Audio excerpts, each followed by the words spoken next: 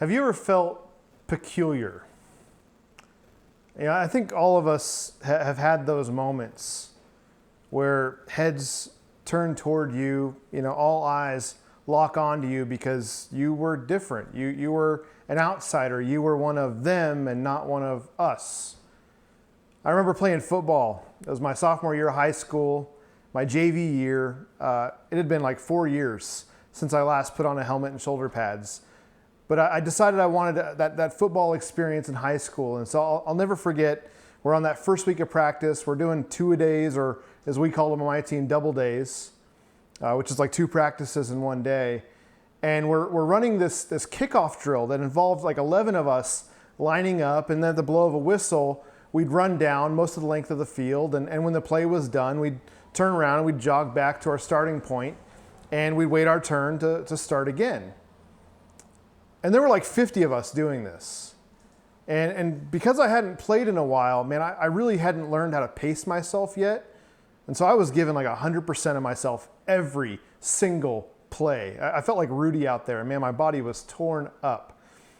But I remember there was this one play where I'd finished the drill and I was jogging back, and my coach suddenly called out for me, "Hey, Parrish, come here." And so I jogged over and I said, "Yeah, coach." And he said, "Have you ever played football before?" I said, "Yeah, I played 2 years in like 5th and 6th grade. Why?" He said, "Just curious." And with that, he sent me away. Now that was like 20 years ago now. And to this day, I still stop sometimes and think about that conversation, and I'm completely confused. Because I have no idea to this day why he asked me that question.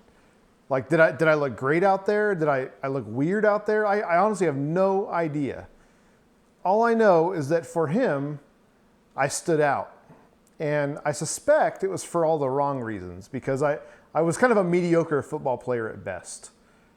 But suddenly I was part of a new community, and one in which I didn't really fit in, for whatever reason that was. And there's a good chance that you've had that experience before too. A moment where maybe you were the only male in the room, or the only female in the room, or the only person of a certain skin color or nationality or language or whatever it was. Like, that's an uncomfortable place to be. Now, I recognize something. I recognize that my story is pretty vanilla compared to what a lot of other people, a lot of what maybe you have experienced in your life. And yet right there in the middle of this discomfort is the reality of God's people in exile. If you are joining us for the first time, we are now in week 5 of our sermon series, which we are calling Captive. And Captive is a series really that's designed to look at the intersection between our reality as people here in captivity, here sheltering in place in our homes, and the reality of God's people. 600 years before Christ ever walked the earth, they're removed from Jerusalem. They're removed from the nation of Judah in which they lived, and they're held captive in this foreign land of Babylon. And so last week in our story, in our journey through the story of the Babylonian captivity, we found ourselves wading through the waters of the book of Lamentations. It's a book of 5 poems. And each one is lamenting that pain and sorrow that comes with being conquered, that comes with being removed from your home. Like Lamentations reflects those moments when you've lost something that is near and dear to you, but it's too late. And there's nothing left, nothing that you can do about it, except sit there in that pain. The kind of pain that we all know only through deep and sincere things like loss and death and divorce.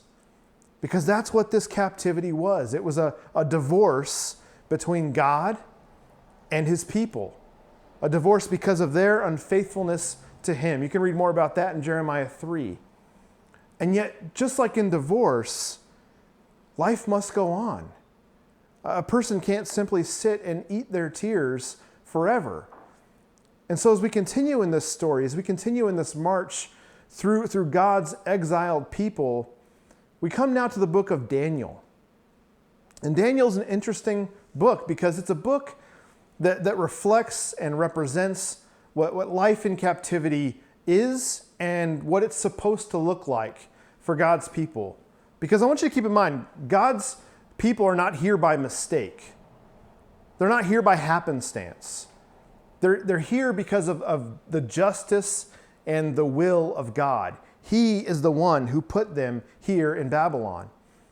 And so as we talked about a couple of weeks ago, God's plan for his people here in Babylon is very, very specific. We can read about that in Jeremiah 29. We read this a couple of weeks ago, where God says directly to them, he says, hey, I want you to build homes. I want you to settle down. I want you to plant gardens and eat what your gardens produce. Marry, have sons and daughters. Find wives for your sons and give your daughters in marriage so that they too may have sons and daughters. He says, increase in number there. Do not decrease. Also, he says, seek the peace and prosperity of the city to which I have carried you into exile. Pray to the Lord for it. Because if it prospers, he says, you too will prosper. In other words, God wants his people not to be malcontents, not to be people who are undermining the kingdom of Babylon, but rather, he says, I want you to put down roots, and I want you to make a life for yourself here in this foreign land.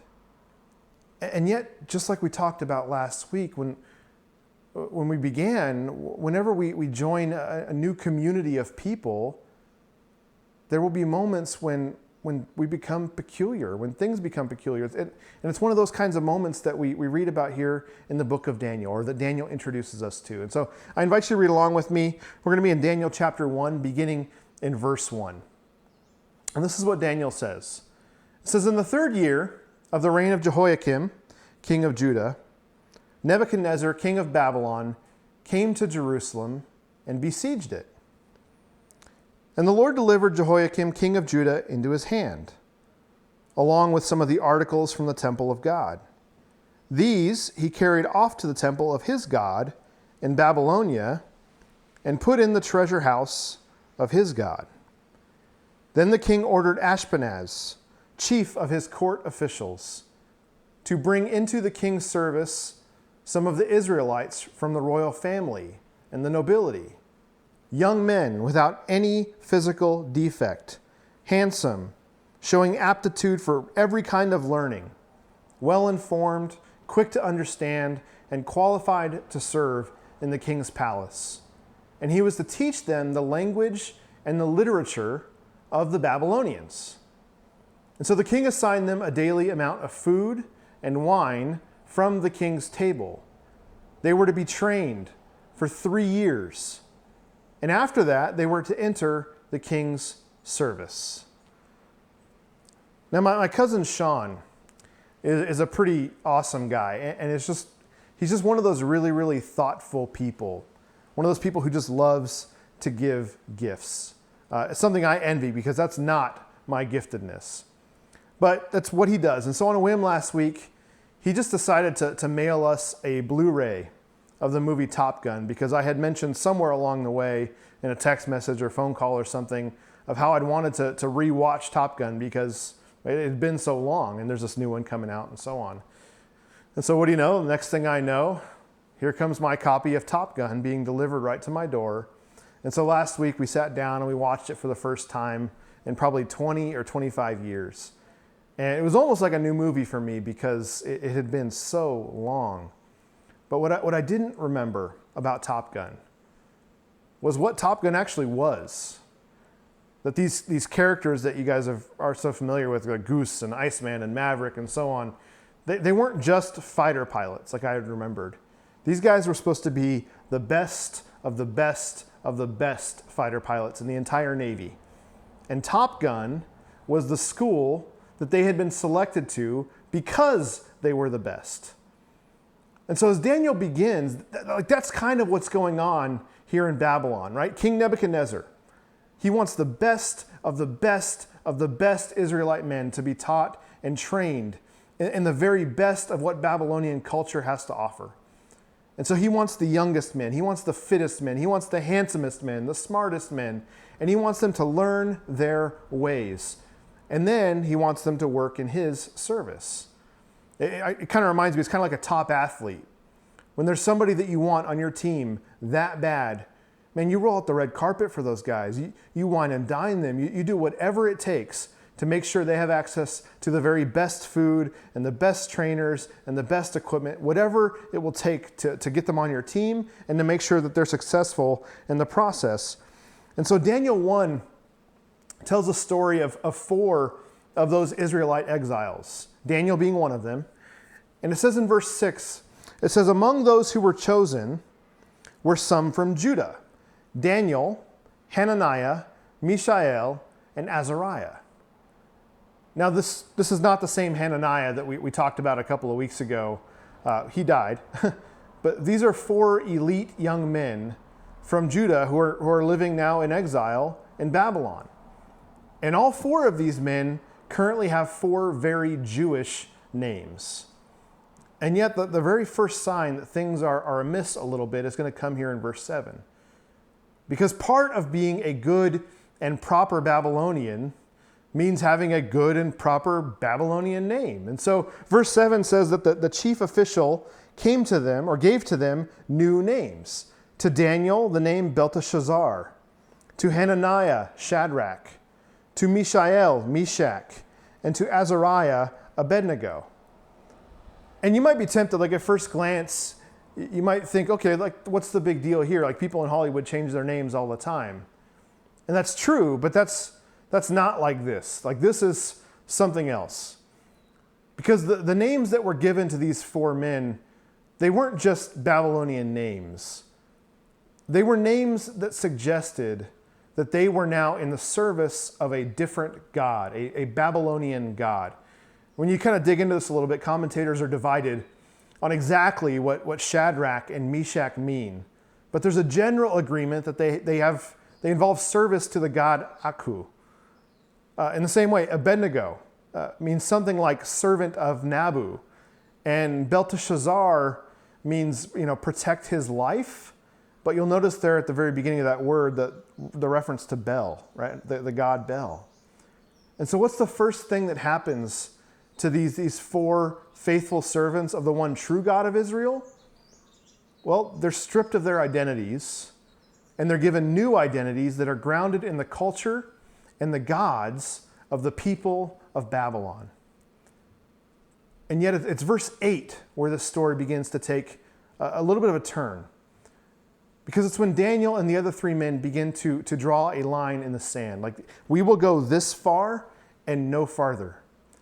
Verse 8 says, but Daniel resolved not to defile himself with the royal food and wine, and he asked the chief official for permission not to defile himself in this way.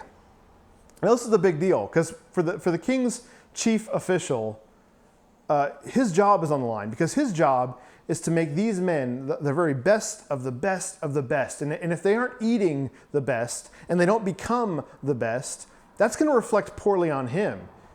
And so he agrees to a 10-day trial where Daniel and others would drink only water and they would eat only vegetables. And then they would wait and they would see whether the men look fit and strong or not. And if not, then I guess they reevaluate or they go back to eating what is on the king's table. And so what Daniel is most likely concerned about here is really multifaceted. Like, is Daniel against eating meat? I think the answer to that is no. But Daniel is against eating meat that was sacrificed to some other god, some false god. Like, that would be an issue for Daniel. You read commentary, some commentators and scholars point to maybe some other reasons for their decision. Like, it could have been a way for them not to give into the earthly pleasures of this life that the king was offering them, and instead opt for waiting for God's pleasures and God's providence. That was one possibility. Another one said it could have been a way for them to maintain solidarity, right, with the other exiles who didn't have access to some of the same luxuries and resources and quality of food that they did. And that by saying no, that they're kind of choosing to suffer along with their people. Another commentator might say, oh, well, it really has something more to do with cultural distinctiveness, because food represents something significant for a culture. Because when you think about all the different cultures around the globe, one of the biggest lines of demarcation is around food. You think of Mexico and the United States, like we have very, very different cultural diets. Well, Babylon and Judah probably did as well. And so whether some of those reasons or all of those reasons are true is really just an educated guess at best. But considering Daniel's concern is with defiling himself and the others, I think the issue of greatest concern would be where that meat is coming from. That it's a meat that is sacrificed to some other god, some false god. And as people of the one true God, they don't want any part of that. And so what do vegetables represent? Well, they represent safety. Like nobody sacrifices a vegetable to any god. And so what happened at the end of 10 days?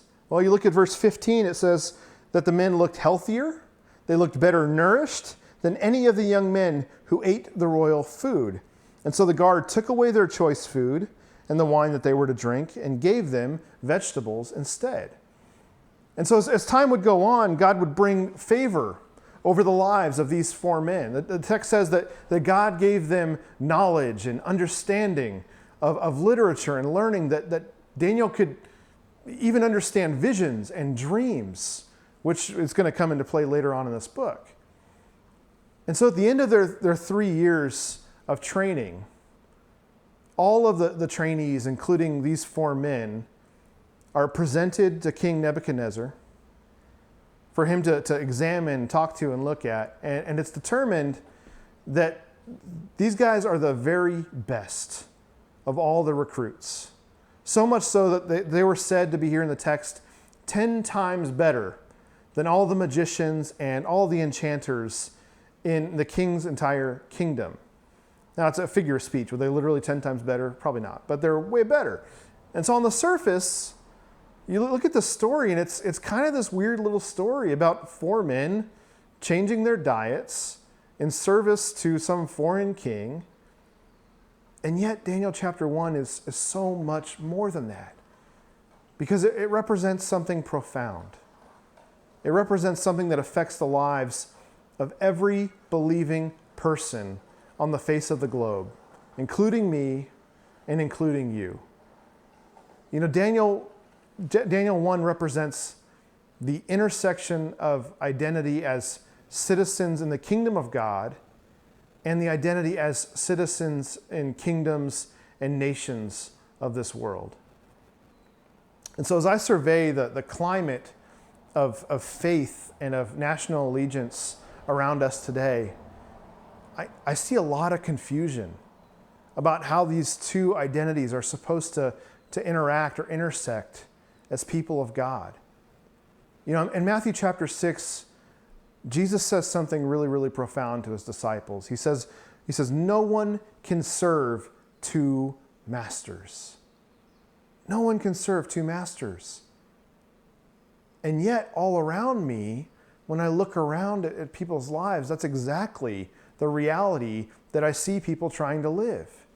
That they're trying to perfect a way to serve 2 masters. But if we're being honest, I mean, Jesus' words were true then, and his words continue to be true now. He says you can't serve 2 masters. It's impossible. And so there will always inevitably be a tension between loyalty to a nation of any kind and loyalty to faith in God or faith in Jesus. There will be times when those 2 are not in alignment with one another. And so the question that emerges from that reality is, like, how do we navigate that tension? You know, in recent years, 2 terms have come to the forefront of our collective conversations as citizens of earthly kingdoms: patriotism and nationalism. And these are terms that are not exclusive to us as citizens of the United States, but they're really affecting lots of nations around the globe right now. Historically, when you look into it, both of these terms were sort of used interchangeably. They were synonymous with one another. And yet, as language does, like these two terms have evolved over time to mean something similar but different. And those differences, I think, are significant enough that, well, Merriam-Webster wrote an entire article tracing the meaning and usage of each term over time. And so here's what they had to say. I'm going to read it verbatim.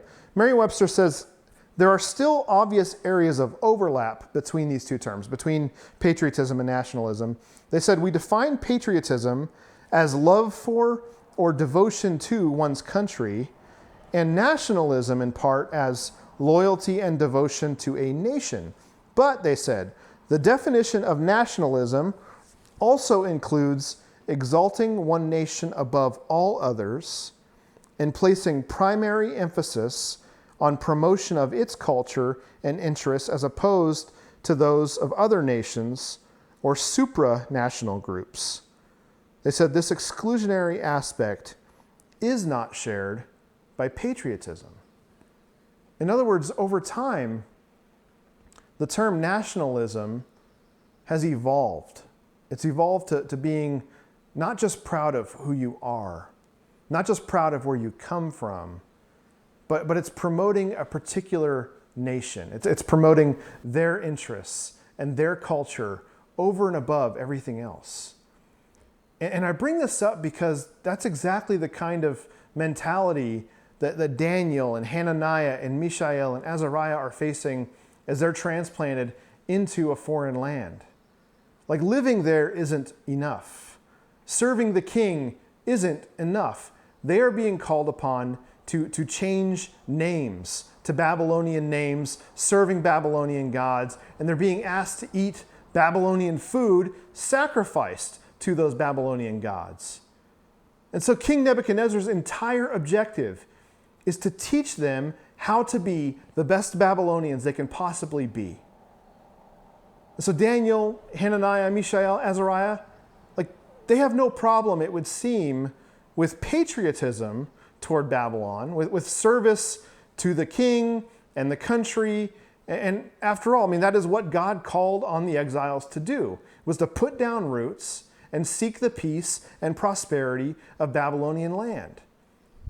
But their problem and contention emerges with Babylon's nationalism, their insistence that these four men embrace the fullness of what it means to be Babylonians, gods and all. And so that creates a sticking point for them because it calls upon them to elevate Babylon's national interests in their lives, sometimes even above the interests of their faith in God. Now, we don't really like to be confronted with this reality. But the fact of the matter is that we as Christians often face very similar kinds of pressures. Pressure is not simply to put down roots and seek peace and prosperity for our land, patriotism, but pressures to elevate the interests of a nation above the teaching, above the interests of our faith. And that reality for us puts us in a very similar position to what these four men in Babylon were facing. Just this week, Pastor Brian Zahn, who's an author and notable pastor, he put a statement on social media. And he said this. He said, to confess that Jesus is Lord is to simultaneously renounce nationalism. To confess Jesus as Lord is to simultaneously renounce nationalism. Now, as you might imagine, a statement like that kind of raises some questions. What does he mean? So he elaborates.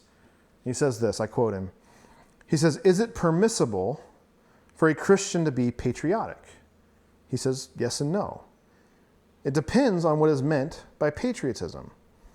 If by patriotism we mean a benign pride of place that encourages civic duty and responsible citizenship, then patriotism poses no conflict with Christian baptismal identity.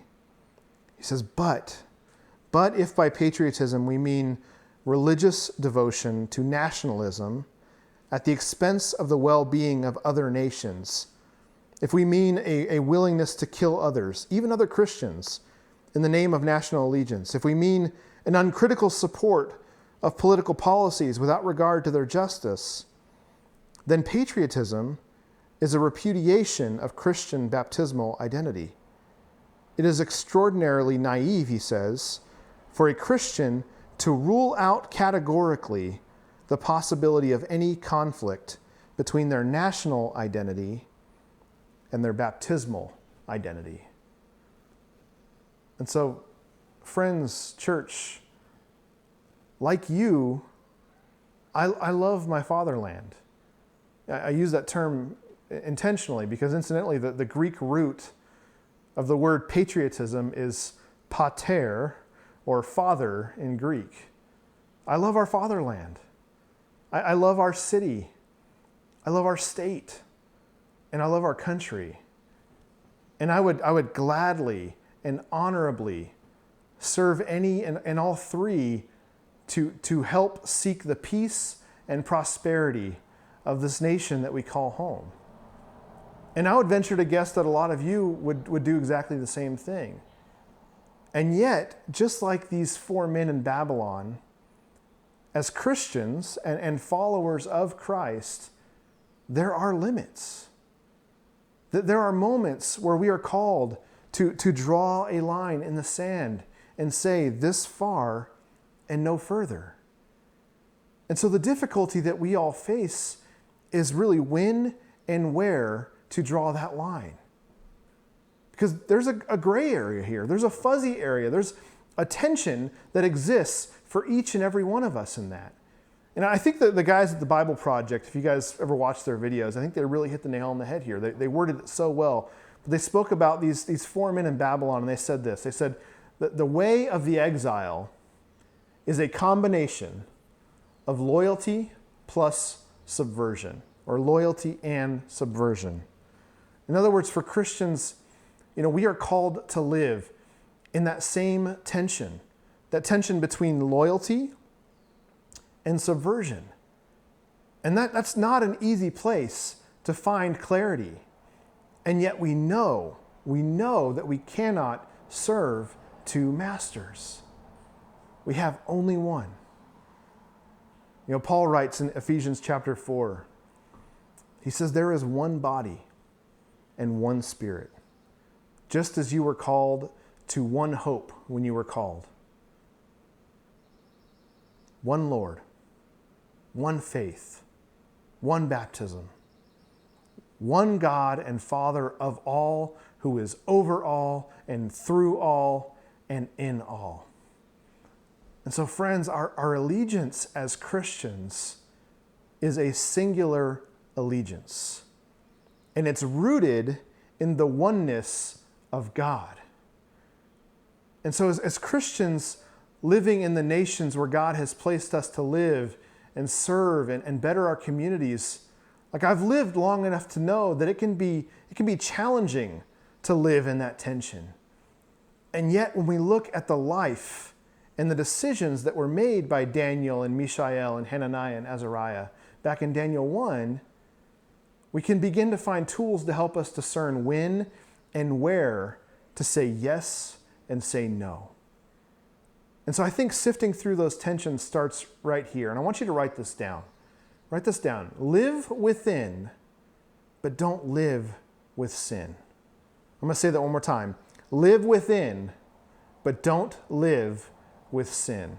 What do I mean? I mean this.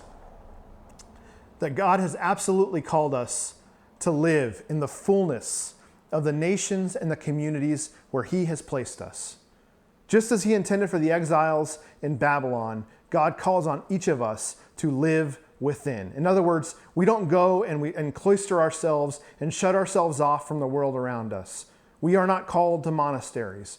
We are called to be part of and to contribute to the fabric of life where we live, to take pride in it, to better it, to further it, to live fully within it. And yet, don't live with sin. Like those 4 words mean so much for our lives. They engage the sinfulness that is within each and every single one of us. And they call us to strive not to be sinful people.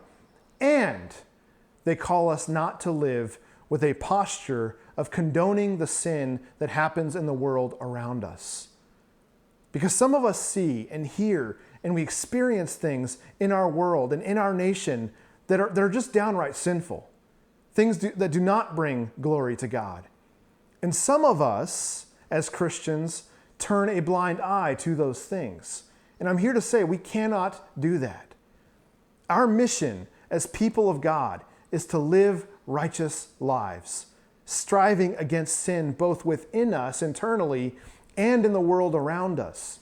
We are called to be a voice for the voiceless, to advocate for the oppressed, to take care of the poor, and to love our enemies. We live within, but don't live with sin. And that, I think, is what Daniel 1 models for us as Christians. It's a life that is lived in exile, a life that is lived in service to a nation, but not a life that turns a blind eye when nation seeks to defile us. These 4 men were not the only ones who were recruited to serve the king from among God's people. But as far as we can tell, they were the only ones who were resolved not to defile themselves, not to give in to Babylonian nationalism. Like, church, we are called to be a people of God. We are called to be a peculiar people, a holy people, a people who are set apart for God, alone. And what they did to stand against the wishes of the king and the kingdom were the very embodiment of what holiness means. They set themselves apart from everybody else.